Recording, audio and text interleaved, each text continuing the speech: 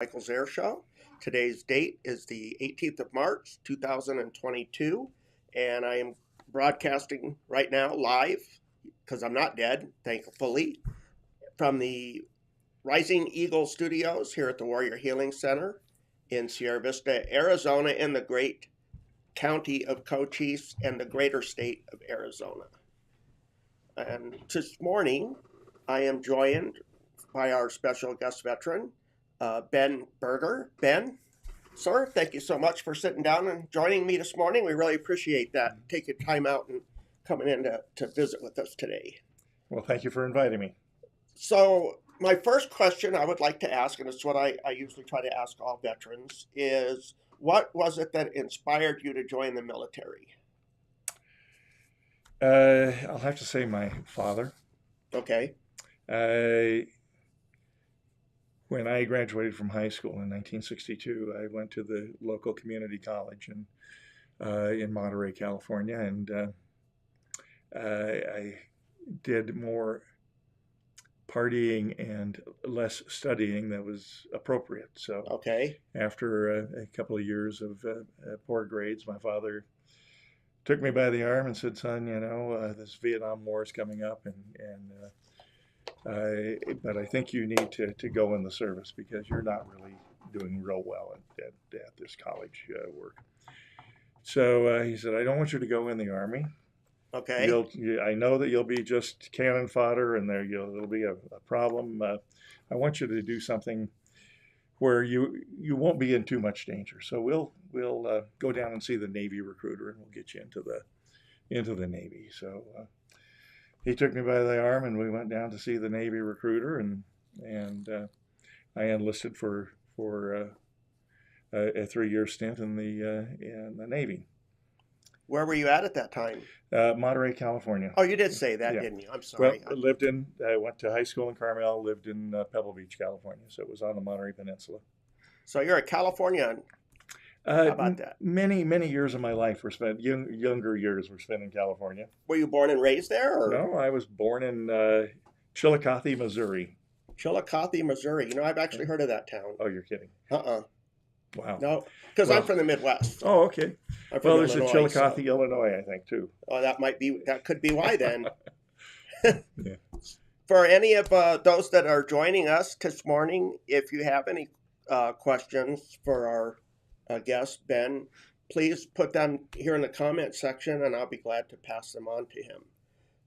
So you enlisted, you were in the Navy, and refresh my memory because it's been a little while since I've interviewed anybody from the Navy. Is it boot camp or basic training? It's basic training, boot basic, camp. Okay. Yeah. And where was this at? That was in San Diego, California. So you went to San Diego. And that was for how long? You got me. It's been that 60 long years ago. So okay. It was several months. And while you're in boot camp, they do a lot of testing of you, and ask you what you would like to do in the military. And I thought, it would be a wonderful job to be in either communications, like electronics, electrician's mate, right? Something like that, radio operator. The computer electronic stuff were just way at the beginning. And they said, "Well, you've tested out really well. You're in some of these things, but I think you need to take another look at it. There's this really good position that you've scored well in perhaps being, and that's a nice, clean indoor job as a hospital corpsman.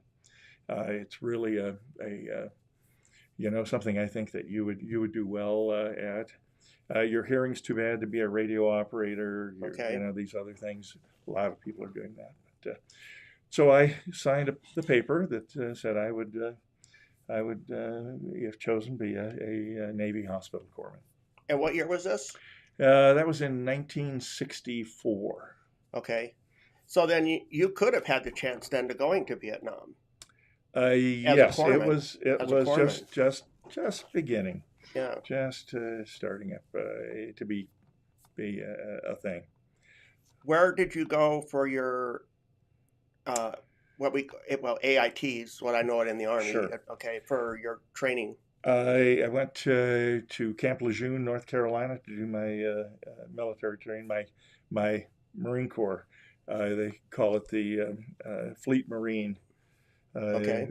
Field Medical School. So So that's you where I went went. from one coast to the other coast, huh? Yes. How did you like North Carolina? I it was all right. Uh-huh. I mean, I like the state. Right. The swamp out of Camp Lejeune wasn't very pleasant for to spend your weekend out there. I'll say that. It I've was heard that. it was, fairly rigorous training. Since we were going to be since I was going to be serving with the Marine Corps unit from that point on.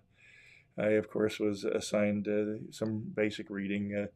The Chesty Puller's biography, the most decorated Marine in the Marine Corps. Oh, wow.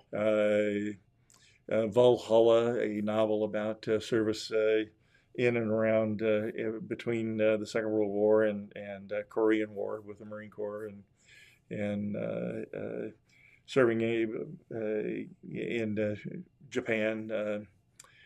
Uh, those kinds of books, along with, as I say, they tried to make Marines out of us, which was a challenge. So there was a company of 84 of us. Wow.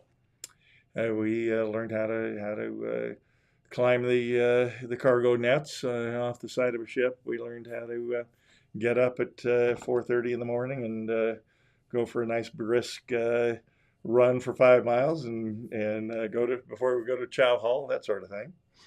So, Very good. yeah, Very cool. When you completed your advanced training, where was your first duty station? Where did you go from there? well, I had a little stint between actually the way I ended up getting to Field Medical Service School and being a Fleet Marine. I was stationed for a couple of months in Memphis, Tennessee, at the Naval Hospital, just outside of Memphis. And a good friend of mine and I arrived at Memphis on a Sunday evening and went to look for a beer.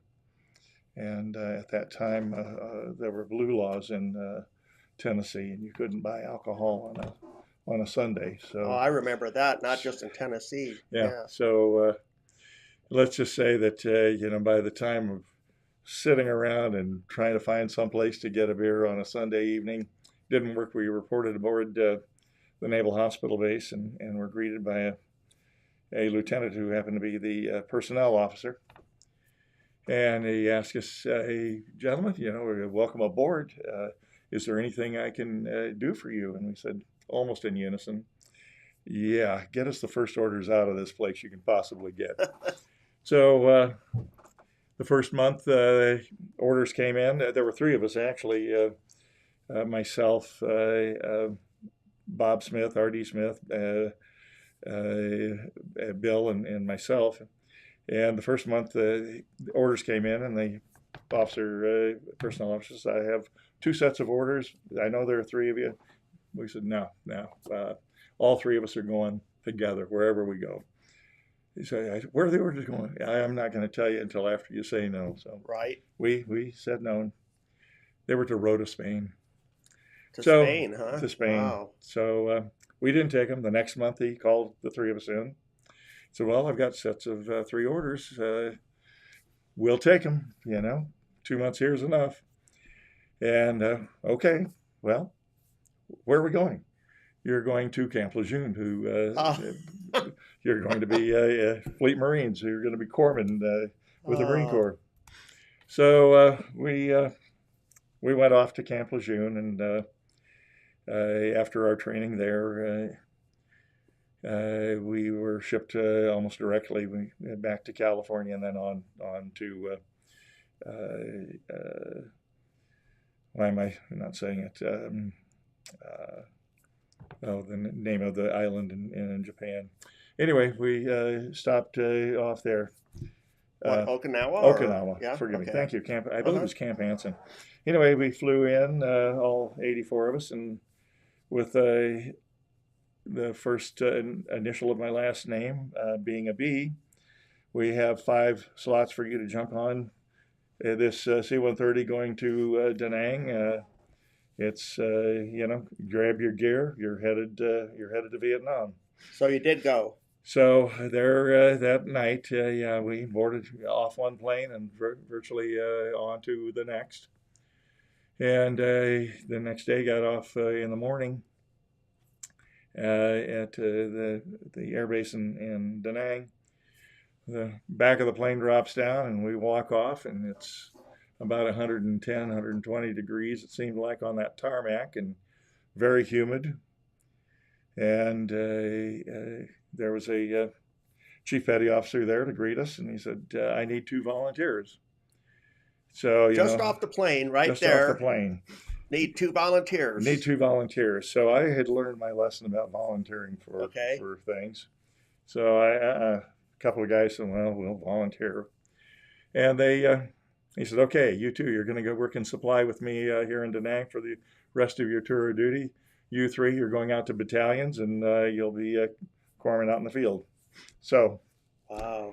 So I went out to, I believe it was, Monkey Mountain or Marble Mountain, one of those places just outside of Da Nang, that day, and reported to my battalion medical officer, and he said, well, we'll try and keep you here for a couple of weeks to acclimatize you. Just let me go through your gear here, and I'll tell you what you need to take with you. But you're going to stay here for 2 weeks and fill sandbags all day, so that you'll kind of get used to the climate and the terrain and everything. That lasted for 2 days. Again, the unit was making a operation, and the corpsman in the 1st Platoon of India Company, 3rd Battalion, 9th Marines, they were short one. So he said, well, that's all I got for you. And, let's gear you up, with what you need, and you're heading out to your unit. So I went out and met my platoon out in the bush. Spent my first night out there at a little Vietnamese hut that had a nice brick patio. Right. And that was where I bunked, on that brick patio, sleeping on my poncho. Did you find that the training that you had in basic and all that, was that prepared you at all for any of that, or? I think to a certain degree, Did it? Sure. Good. You never know. You never know what to expect. It's like anything else in life until you do the job and have had experience. You really don't know what you're doing, But you gain confidence as you go on.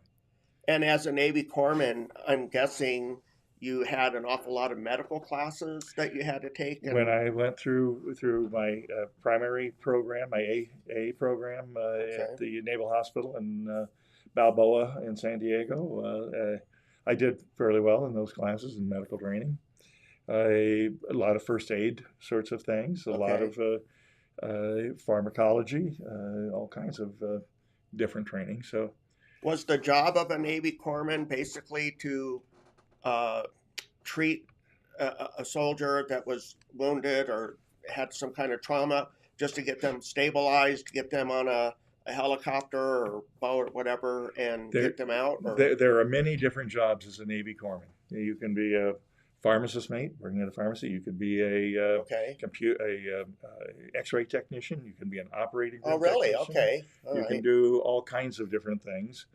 But as a Fleet Marine, your the primary job is to be the on the scene first responder, if you will, when people are injured in combat. So I went on patrol. We lived out in the bush, usually about 2 to 3 weeks at a time. Come back into a base camp, to like a fire base, and get a shower and a change of clothes and maybe a hot meal if you were lucky, and then turn around and go back out with your platoon and go on. I spent 7.5 months doing that. So you were in Vietnam for 7.5 months? I was in Vietnam for 13 months. But what unit were you assigned to there?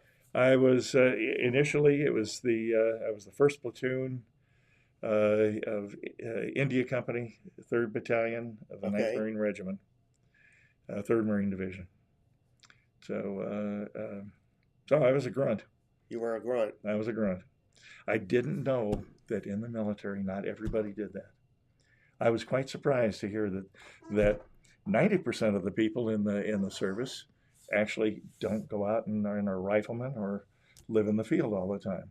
Right? They That was teach you how that. They train you how to do that in uh basic training, but then sure, once you get to your advanced yeah, training and stuff like that, it's almost forgotten. yeah, Or yeah. Very interesting. what So would what would a day like a normal day for you be like on duty? I mean, like obviously you wake up in the morning, you get dressed. Would you have like formations or anything at that? no, no, you, no, it was. Well, I've never been in Oh, Vietnam, so okay. Well, yeah, yeah, when we were in the bush, when we would leave our base camp, which was usually a battalion headquarters, okay, we'd usually either jump on a Amtrak, which is an amphibious tracked vehicle, okay, or just go up by foot several miles out into the terrain, out in the territory. I have no idea how they determined where. Or we would go out by helicopter. We would land out, oh wow, particularly when we were on making an air assault on for one of the bigger operations. Uh, but oftentimes it was just you'd go out, you'd march out of your camp, usually in column, and go out and cross the rice paddies and go out into the bush and search and do a search and destroy or a mission to be determined. I would rarely ever see anyone other than my platoon. okay. The rest of the company often were out there, but we were in radio contact with them. But you'd never see them. It was just like 30, 35 of us that were together. And generally, there were 2 corpsmen assigned to a platoon. The junior corpsman usually takes the point to be out with the first squad, if you will. Squad being 3 fire teams, and Right. you'd run back 1 or 2 fire teams and be up front. Then would come the radio man, the lieutenant, maybe a platoon sergeant or so, and then to the rear was the rest of the platoon, and there would be a corpsman bringing up the rear.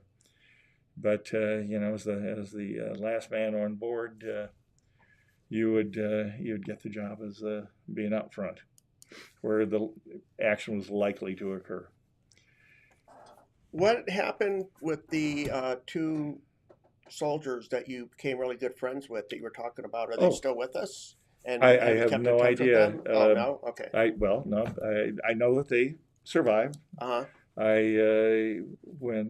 Later on I can tell you when I went back to college, but I ran into one of them, R.D. Smith. I tried to find him. I was driving through Nebraska, and his dad. I remember that his father was the police chief of Sidney, Nebraska. Okay. So I stopped in Sidney, Nebraska, went to the police station, and asked to speak to the police chief, and met his father. And he said, "Well, Bob he never came back from California. He loves it out there. He's staying there. Wow. Never come back this way. So I'll let him know that you asked after him." The other fellow, Bill Bruce, we talked maybe once or twice after Vietnam, but didn't really have a real interest in. I was kind of what do I want to say? I was pretty much done with the military and At that Vietnam time. and that kind of history at that time. So Right. I didn't stay up communicating with anybody, even the guys that I really cared about. I just kind of went a different direction. So when you were done in Vietnam, where did you end up going from there? I came back to Monterey Peninsula and went back to school, the same college that I had done so poorly in. And amazingly, I was getting A's and B's in all of my classes. Wow. Yeah, big Isn't it turnaround. amazing what happens when you grow up? Yeah, it changes your whole perspective. So when I was in school there, my mom read a article in, I can't remember, it was Look magazine or Life magazine, about this new profession. There was the cover of the magazine had, you know, a corpsman or a medic, if you will, on the front page, and new profession coming up called physician's assistants or physician's associates. Okay. Training at, you know, starting at Duke University. They're not more than a nurse, less than a doctor, to help Right. alleviate the shortage of physicians in the country. She said, "Ben, you've got to do that." And I said, "No, you know, I'm done with that stint. I want to get my degree in business, Mom." "No, Ben, you have to think about this. I'm going to start the process of, you know, requesting a admissions form for you, and you know, you've learned a lot, and you should use that education." So my discouragement was not successful. She What sent do we do without moms? yeah, she sent an application to Duke University, and strangely, it was the first year of the program. There were two fellows, I think they were both Navy corpsmen. Why they selected Navy corpsmen, I don't know, but there were two that had been working in the cardiac cath lab, a new thing that was going on back at Duke University at the time, or research was being done around the country, Right. actually. And so they were the first two to graduate from this program. The second year, there were three of them that they trained, and I was in the third class. There were 12 of us. Wow. So you And could tell it was catching on when you had it more was people. when you added more people. Yeah. Well, the advantage was I got to go to Duke University. I had my So you're a blue Blue devil. Devil, yep. Okay. So I had my veterans education allowance. I had a scholarship and a grant from Carnegie Foundation and from the Kellogg Foundation that Wow. paid all of my expenses, including my room and board, you know, my Okay. books, tuition, the whole shebang. So So after you got done with school, where did you end up? well, You graduated, I'm guessing, and as a yes, physician assistant. yes, graduated in How 1970. cool! My son-in-law's a physician assistant Oh, really? up Okay. in Sun City, Banner, Oh, up okay. there. Good. So Well, I went back to California. Actually, my last extern rotation was in Walnut Creek, California, up in the okay, Bay Area, and they offered me a job there, and I was looking at my life in Central California, and could I afford a home? Maybe 10 or 15 years later, I would have enough for a down payment. You know, for right. housing was terribly expensive in the San Francisco Bay Area at the Well, it time. hasn't gotten any better No, either. and I got a call from the medical director up at the Kaiser Permanente Clinic in Portland, Oregon, and Southwest Washington, and asked me to come up there. Well, as a kid, we'd spent a year or two in that area, Okay. and it rained all the time. And I said, "No, you know, look, I remember being a kid and not being able to play outside a lot. It's rainy and gloomy, and oh, no. Look, I'm sending you a plane ticket. Come up and visit me. I'll put you up, and I'm going to show you the community. I'm going to show you where I want you to work and what I want you to do." And he had a plan. Wow. You know, so I said, "Well, I'll free plane ticket. I'll go." What year was this? 1970. 1970. Yep. Okay. And so I flew up for the weekend, and it was in September, as I remember it, and the skies were blue. The weather was in the low 70s. The roses in the rose garden were gorgeous. He must have had it in with God or something. Everything was green and beautiful, and he drove me to all the beautiful sights in that area, and then took me to a clinic just across the Columbia River in Vancouver, Washington, and introduced me to some people there, some physicians that Here's Okay. who I want you to work with. And the reason I want you to work in Washington State, they've just started a program called MEDEX. It's a physician assistant program, just a different name. And Okay. you'll kind of be under the cover of legitimacy by coming to work there, since they're starting, their University of Washington is starting this program and having them see patients.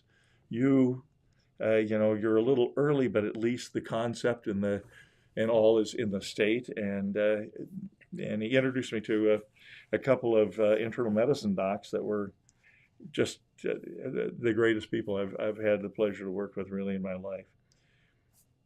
And so I said, well, and I said, I'll talk to you later. And I flew back to California, and I talked it over with family, and I said, well, Are you married? oh yeah, Yeah. yeah. At that time? At that time, I was married, Okay. but not to the woman I'm married to Okay. for the last 47 years. But 47. yeah, That's on. so I called Paul back, Dr. Learson. I said, well, you're going to have to give me a thousand more than what they offered me here in California. You're going to have to give me an extra week's vacation a year. Give me 3 weeks to start with. You're going to have to move all of my furniture from North Carolina. And I said, I'll then if you can do that, I'll come work for you. And he came through, didn't he? Oh, he said, hey, get ready. Oh my How soon can you gosh. get here? Wow. So I had that experience. And When you got there, what was the specialty or the doctor that you were working under this, at that time? at that time, there was no such thing as family practitioners. Okay. There were physicians who didn't take a residency, who had gone through an internship, and they were general practitioners, meaning they didn't have any Right. special training. But there was no family practice specialty. Okay, the doctors I worked with most commonly were internal medicine specialists. Okay, Okay. this was a small clinic, 6 internal medicine docs, 2 pediatricians, and 1 OBGYN doctor. Okay. So I primarily was hired to work for the internal medicine department. Well, in a small clinic like that, there's a whole variety of things that need to be cared for, and internal medicine doctors don't like to do them, although they're well trained, Right. But to do minor injuries, surgeries, biopsies, take care of sprains, strains, fractures, to do a lot of the routine care, a lot of, some physical exams, some annual exams for women, all of those things. They like to do the important things in their mind of Right. taking care of heart disease and lung disease and liver disease and all. So, and the pediatricians, interestingly, they, would take care of children up to the age of 18, but they really didn't like them when they were maybe over 14 Older, or 15. They, those kids. At that age, it's like you need to start getting an adult doctor. Exactly. Yeah. So I got to see a lot of those people. So I had the honor of doing a lot of the routine care for people, and I loved working with the guys I was working. I would see probably 23, 25 patients a day. Wow, that's a lot. I had a schedule of. Because you did say it was a small clinic, right? Yeah. But a very busy one, Yes. And that was it was a good education. That's where I learned to really what the practice of medicine was, and I got to do some other things while I was there. They said, well, this is working out pretty well during the first year. I said, you better go hire some more of you. So they sent me on trips. The medical director said, okay, we want you to go back to Yale and Duke and University of Alabama, all these different programs that were starting, PA program, University of Washington. You go back there and you recruit people to come to work for us. So, of course, the first people I recruited were people out of my class at Duke, Yep. So I got my buddies. So they all, 2 or 3 of them, came out to work with me. and it kept growing, and Oregon opened up, and they finally decided that they were going to legitimize us and license us and put us in the with the other healthcare professionals. And So you were part of that then, huh? yeah, Because when you were discussing how the idea of the PA first came about, and then how as with over time how it grew. changes, stuff like that, Mhm. and nowadays physician assistants, they do so much. I mean, Mhm. they've assisted in surgeries, Yeah. orthopedic surgery. I mean, Yeah. it's The endless sky's the what they, limit. Yeah. yeah, Mhm. and they write prescriptions, and Right. it's just amazing. And even before the pandemic, I was always appreciative of what our healthcare workers did Mhm. and what they went through, uh, because like anybody that served in the military, when you Mhm. sign up, you don't know if you're going to be in combat or in Sure. an area like that. Sure. So it's all unknown, and it's just I love how Mhm. your story just Mhm. like comes together and tells that, and Well, it's a great story to share, and oh, I'm thank so you. glad we're not done. Oh. We're not done. I just had to say I wanted to thank you for coming in and sharing that, because I know it's not easy. Yeah. And Well, I have to say that my military career was very short. right. I learned a lot. I also lost a lot. I didn't realize we didn't call PTSD in those days PTSD. I didn't realize that maybe that I had that problem even while I was in Vietnam. Was it like combat fatigue Well, I or think that's what they called it in World War II. I don't know uh-huh, how that, and probably at that right? time, but we after being out in the bush, being a frontline corpsman for 7.5 months, Yes. I was told I had the stare. I don't know if you've ever heard that term, but it's kind of like a lack of emotion and a blank look in your eyes that you've already seen it all. And And as somebody that's in the medical field, especially as you furthered your career in mhm, physician assistant, you don't want that, that's right. because then it would come across like, Yes. oh, this person doesn't care about Hmm. me or Right. something like that. And that's just Hmm. not the case, No, it and was a lot of denial, and even then, and looking back, and this is only just in the last couple of years, I've realized uh-huh. when I went, I thought after the 7.5 months I was going to go to the rear, and that was great. I was going to go back to Charlie Med in Da Nang, which was considered a reasonably safe location. I got there, and within a couple of days, I said, "Well, really, we're starting another medical battalion up on the DMZ at a place called Dong Ha, because there's this big battle coming up called Quezon, and we're having operations up in that area. Uh-huh. We need to be able to fly people, medevac people into this area, stabilize them, and get them out of the country too for their secondary or tertiary care. So take your sea bag and your gear with you, and jump on this convoy and go up there and help them start that up." So I went up there, and the Seabees were very kind. They came and built some. The Fighting Seabees. Hey, great people. Yeah. They came Great movie too. oh, okay.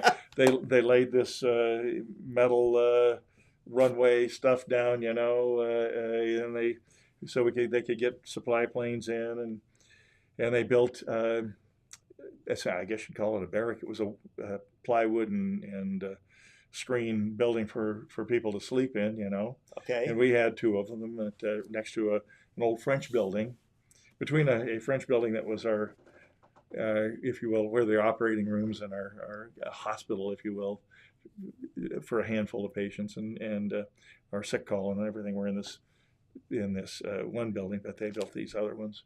One was the dental hut, and the other one was our sleeping quarters. And so when I got there and they built this building, I'd been taught to sleep on the ground. So I wasn't going to sleep up above the ground. This thing was 2 or 3 feet up high off the ground. So I I took my poncho and I laid it out underneath the building and took all my gear and I crawled in. That's where I spent my night, is under that building. And Wow, were you the only one that would do that? yeah, I was the only Okay. one who had combat experience up there. Yeah. Okay, and You were the only one that knew better. well, the lieutenant, one of the commanding officer, sent the lieutenant, one of his lieutenants, over to this is medical company, to tell me that was bad for morale and that I had to sleep up in the room that was provided me. So I made a deal with them. They gave me the bunk right next to the door, and I put my foot locker on the bunk, my flak jacket on the bunk, my Unit 1 medical bag on the bunk, my gun belt on there, Uh-huh. and I slept on my poncho on the floor of the building, and that was as close as I could get to the ground. Wow. So, talk about PTSD. Yeah. I'm sure that was the beginning of it when I just I hated being above ground. I couldn't, I wanted to be below ground. If I could get, the officers had a bunker. If somebody needed a foxhole dug, you were volunteering then, I'm guessing.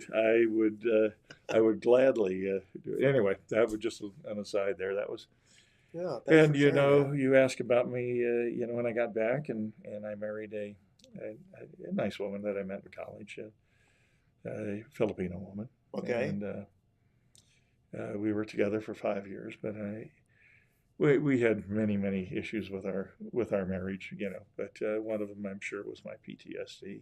Right. And she went back to her family, and I moved on. But so there's a lot to talk about and to think about. Alcohol doesn't solve the problem. I Nope. figured that one out fairly early, thankfully. Thankfully. And Unfortunately, we have some soldiers back from Afghanistan that are having that issue and not realizing it. yeah, it's self-medicating for sure. Yes. Self-medicating. And anyway, and as time went on, when I came back to the States and all, I think the natural reaction is to bury the stuff. I think that's why I never kept in contact with any of Your friends? my friends or people that I served with. You kind of isolate yourself sometimes, particularly if you're in like a corpsman there. You don't know who you're going to be caring for. You don't want to make long-term relationships always with your battle buddies, if you will. I mean, because they're often weren't there. That's sad. Yeah, It made me cry here. Oh, I'm sorry. No, I just, your story, it's just so emotional, and Well, I appreciate you sharing that with us. Anyway, how did you meet your wife now then? well, after I had moved up to the Northwest,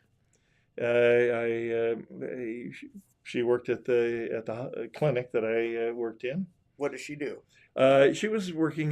She was the what do they call it? Agent cashier. Okay. She was afloat. She went to all the different departments. She could serve as a receptionist or a office manager. She would open up the office and close up.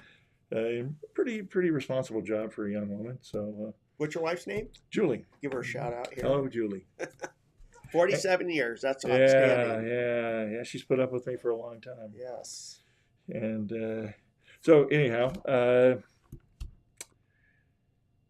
you said that maybe I could give a shout out to some people that helped me. Yes, please, by all means. And there are some special people. Like I say, I buried most of the emotion and the thought in several different ways as time went on through my career. I don't think anybody would have realized where my head was at most of the time. I was pretty much a normal person until I retired finally. And my youngest son had joined the Air Force back around the 9/11. Oh, wow. He was security forces in the Air Force. And, you get more time on your hands, and your youngest goes off to serve, and things start coming back. Brings it all back. Yeah. And it comes and goes. It's something, I don't think PTS or PTSD will ever go away. I'm coming to that conclusion. It can be helped and mitigated to a certain degree, but I think you always have that baggage with you in life. At least that's my experience. So, who are some of the gentlemen that you were telling me about? Well, when I started traveling after we retired, we would come to Arizona from the Northwest every year. I was going to ask you. That was one of my questions. Was going to be, how did you end up coming to Cochise County? So, Well, we landed. Eventually, we bought a home in a little town called Arizona City, just outside of Casa Grande, which is okay, right between Phoenix and Tucson. And it was fun. We loved the little house there. But when we started thinking about downsizing to one home instead of two, we found out it was rather warm in the valley during the summer. just a little bit. The temperatures there would be sometimes 112, 115, 117 degrees On a cool day. on a cool day. And so we started thinking about how could we live here in Arizona. We loved it most of the time, but that was a drawback. So Right. we had friends in the community, and one of them was a guy. I used to go to the rifle range there in the area and shoot, my 22s and things. Uh-huh. Met a fellow who had been a gunsmith, and he came down, and a veteran, and he came down here to Sierra Vista and fell in love with it, and said, "Man, you got to check it out down here. We can live here year round, Right. So that's how I ended up in Hereford or Sierra That's Vista. where I live, Hereford. Yeah. It's such a good community here, and we have so many caring people in our community here, and it's got such a big veteran population. So yeah, I found that to be true. And for me, living out in Hereford, where I have a little acreage, little property between me and I can't live in cities. I mean, again, part of I wouldn't go out of the house probably or out of my shop if it wasn't for my wife, to be honest with you. But when we lived in the Northwest, as soon as the kids were out of the house and we moved up to our little place and cabin up in the woods, 50 miles from town, and I lived there for 25 years. wow. There was.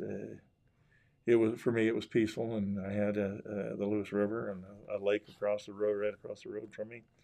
I could go hunting and fishing and hiking or whatever I wanted to do, and I didn't have to deal with people. And I figured it out. I do well with people for 15 minutes at a time, but not for long periods of time. I forgot to turn the on-air sign on. That was on me.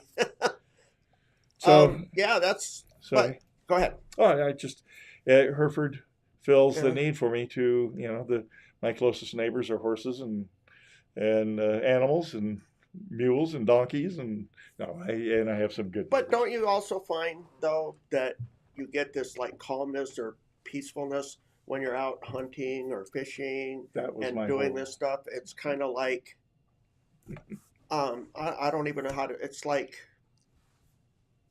it's just soothing. I guess would be one of the words I could think Well, of. that was my influence. When I lived in the Northwest, I would stand out in a river through the winter in my waders and alone, watch the snow come down or the sleet or rain, fish for steelhead.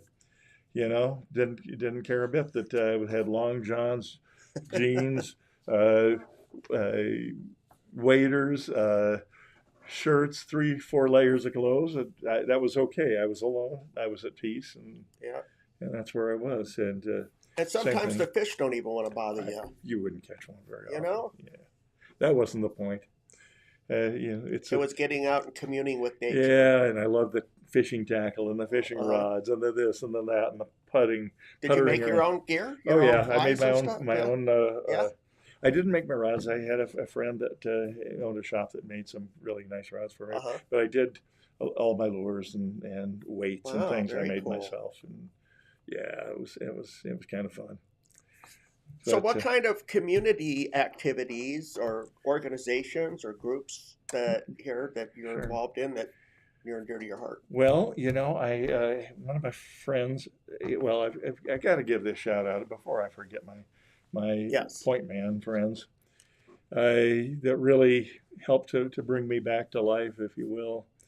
Bill Wargo, who leads the group in Casa Grande, and JD and Dylan and Russ and gosh, I can't think of all the folks that have been in that group, but they have such good hearts and good minds, and are kind folks, and we get together on a weekly basis and say what was going wrong in our life and what was going right in our life. And several of the guys, Bill was a great outreach person. He would go to the prisons, Oh, wow. and in the system, and I didn't know this until I got in with that group. The state of Arizona does what they call special units for veterans.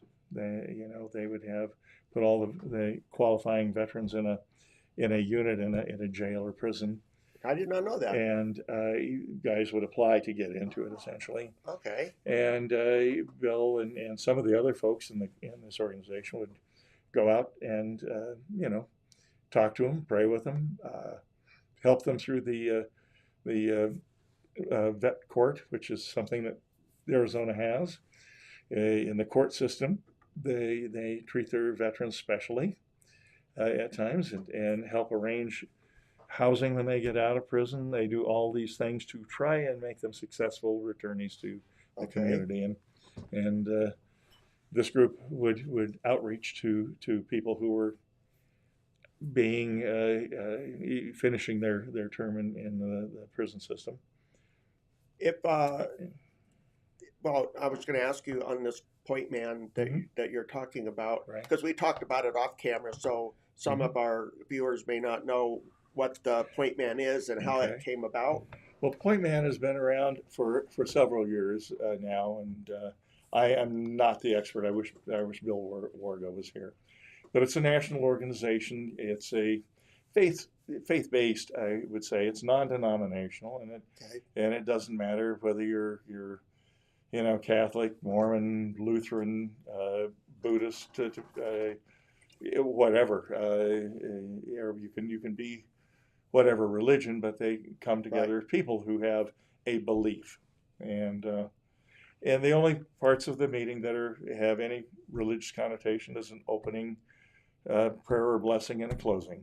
The rest of it, you might hear somebody swear like a sailor or about what's going on in life. You might find people that wanted to talk about a whole variety of things in their life or what had occurred in their life, and it's a place they can open up and shed some tears on occasion, share some complaints about work, family, friends, whatever, problems they were having with kids, grandkids. It's not just old folks like me. A lot of the guys are Afghanistan, and Iraqi veterans, and some are police officers, firemen, first responders, that sort of thing. It's open to all of those folks. Right. Sounds like a great group. It actually is very. I would love to see it come here to Sierra Vista. I don't.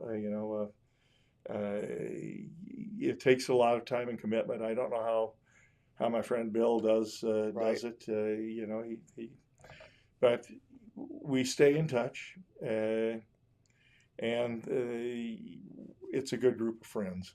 Is there a website that you know of for that, or because I googled Point Man and movies came up and a bunch of different things. Yeah. So No, I what I will do is I will call Bill. Okay. And have him either text or call you, and give you some of the information. And it is a good organization. I did get in with a group up in Washington State while I lived there for a while. Okay. But they really, Chandler, I know, has a large contingency of point man groups or point man group. All men and women that have served and at some capacity or other.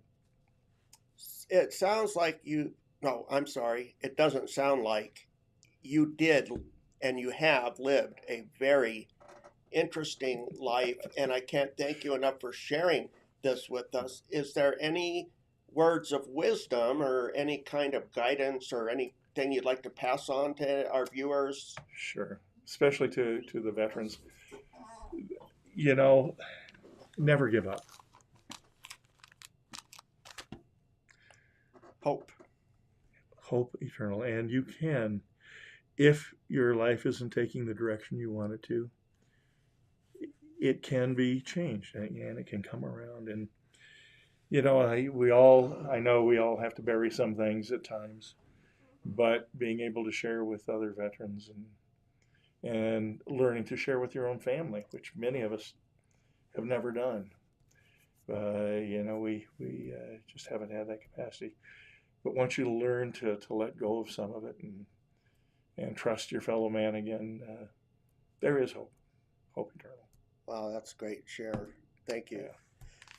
Ben, I can't thank you enough for joining us this morning. You're more than welcome. I've got a few announcements here that I need to read really quick. If you could hang out Sure. just a couple more minutes. For those of you that feel like you are struggling, that you do need help, you do need that hope, that's what the Warrior Healing Center is here to offer you. There are numerous resources that are available to you. I know it's hard to ask for help.